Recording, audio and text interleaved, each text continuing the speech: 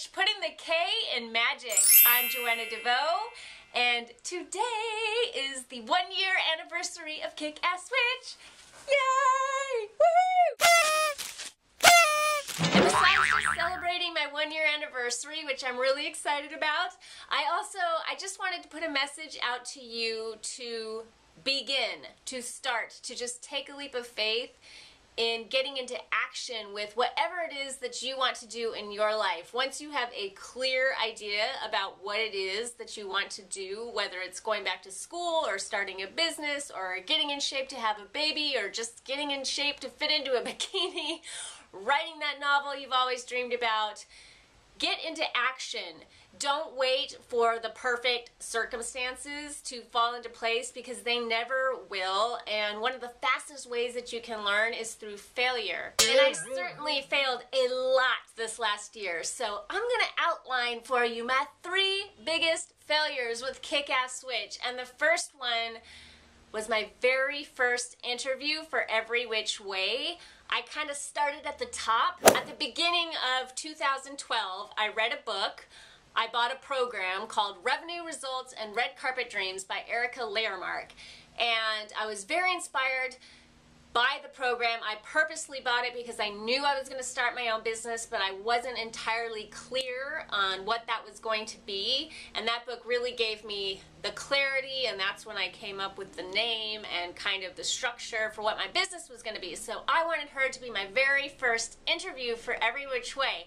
Now, that interview is still up and you can see it, but I hope that you don't, because it's very embarrassing. I might eventually convert it to audio, but I had a really glitchy computer, and I tell the story in the beginning of the interview, so I will just briefly tell you what happened. I had a really glitchy computer, and I bought the recording software for recording interviews on Skype, but when the interview started, I couldn't get it going, so I had to ask Erica to hold on and run and get a different computer to record the interview on, and I didn't have time to buy the whole recording software again, so I just quickly installed the trial period program that they have on the computer and did the interview, and it went okay, and I was happy about it. And then when I looked back, there was a huge bar of, I don't even remember, some text right through like this part of Erica's face,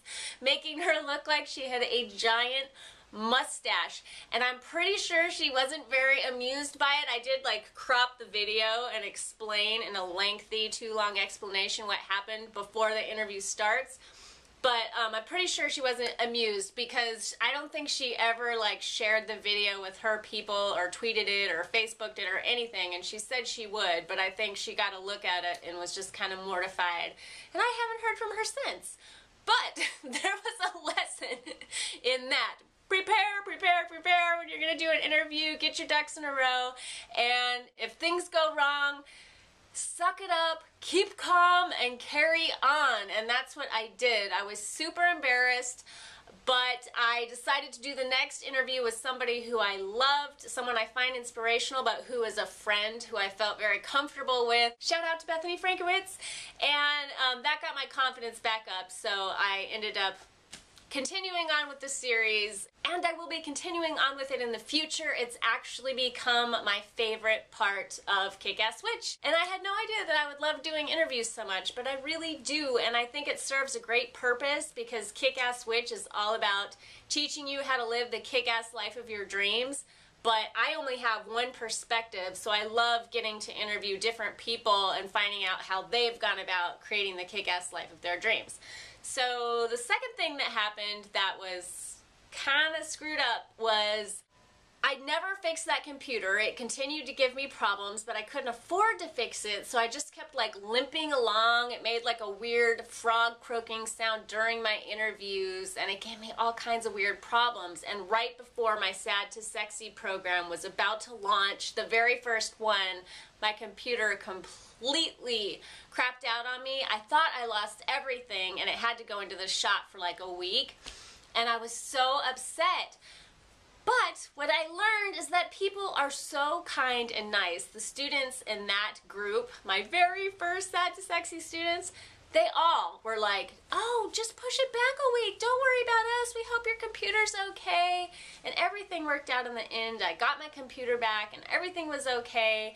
And it really, I don't know, I think I ended up even crying when I went to like thank those people in my class, because I was so moved by their generosity. I was feeling like such a freak and like very nervous and out of control. I was nervous about teaching the Sad to Sexy course and putting that information out there, and part of me thinks that that nervous energy finally like just broke my computer, but I don't know, it could just be a coincidence. And the third thing that happened that I'm still a little bit bummed about, if I'm totally honest, is that I was going to launch a program called the Psycho Spiritual Wheel of the Year, my second program. But projects kept like piling up on me, or I kept piling them up on me, because I love projects and I've always got a new project going.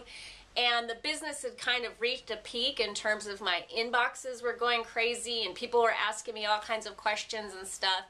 And I just kind of stopped everything and put that project on hold. I had said it was coming out, so I was kind of embarrassed that I didn't get it out in time, and now I won't be able to put it out until fall, because that's when the Wheel of the Year starts according to this program. But again, everybody was so nice and supportive, and I really needed the break, and it really taught me that I need to take a breath, calm down, slow down, don't let my ambitions get ahead of me. And also, I think that Sad to Sexy just needed more love and attention, and that I hadn't fully like birthed that into the world yet, which I feel like I'm still in that process. So I think it was just too soon to launch my second info product, and that the first one needed to grow some roots before I started working on the next one. So that happened, and all kinds of little problems along the way. But despite that, I still managed to put out my first ebook, Hippie Witch Peace, Love, and All That Good Shit. And if you're watching this, I hope that you have a copy of it by now, because it definitely kicks ass.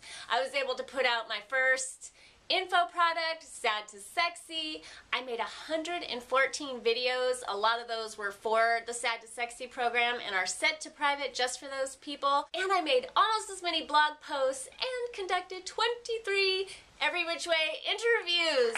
So I'm feeling very proud of myself for, oh, and I made friends with Facebook, which was the result of another failure. I tried to get into Marie Forleo's B School. I made a video entering her contest to win a scholarship, and I did not win, but it did get me on Facebook, and I had been resisting Facebook for a very long time, and come to find out, I love it. It's not only an excellent marketing tool, but it's just so cool for connecting with other people and getting a message out there. Like, I always try to put out positive, you know, you can do it kind of messages. So I love Facebook. Who knew? And if you made it through this entire video, kudos to you. I know it was a very self-indulgent video. I do have a bit of good news for you. I'm going to finally put up the information for BizWitch, which is a page on my website, which will help you to start your own not-so-perfect